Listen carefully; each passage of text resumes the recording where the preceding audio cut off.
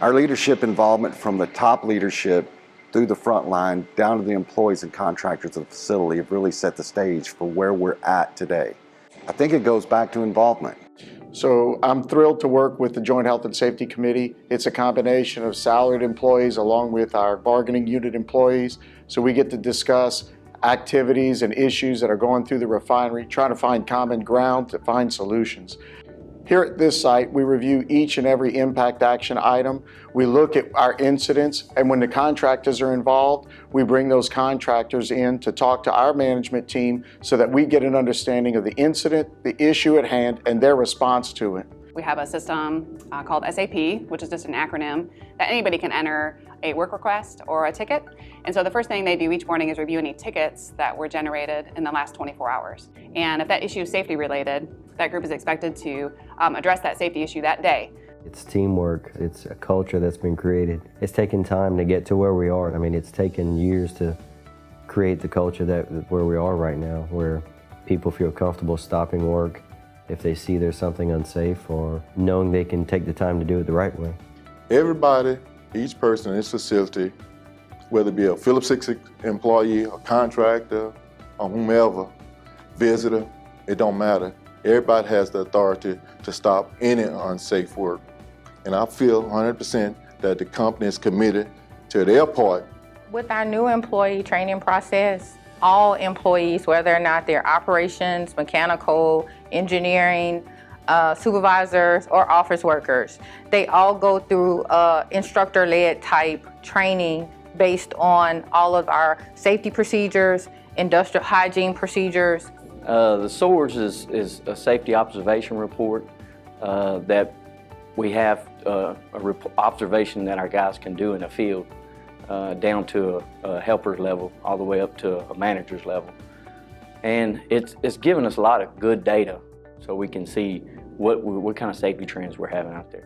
The contractor co-op is really close to my heart because we're one collective group out here, no boundaries, no competition, all contractors working together with Phillips 66, work out the safety procedures and things like that, so we have ownership of what goes on out here and just make this a great place to work. The life-saving rules help emphasize safety in our daily meetings, to the posters on the wall. We see them everywhere, and we truly believe in them. I believe that the development of frontline management to be strong safety leaders starts with the individual contributor. It starts with the role before they become a manager. Each and every person becomes part of who you are and what you give to the organization. It's also about spending time out in the field. We have a process called POHI, Process of Occupational Health and Improvement. We work with the Union Health and Safety Committee, and we do review the programs and procedures and compare them to best practices in industry. As a member of the emergency response team here at the Lake Charles Manufacturing Complex, volunteering is an honor and a privilege. You know, I have passion about what I do because, one, I see that our corporate and local administration have value and understanding for what we do and why we do it. As frontline employees, we are a first line of defense and protection for ourselves, our coworkers, our equipment, the refinery, the community. It starts with us. CAPS is a BST process, Behavior Safety Technology.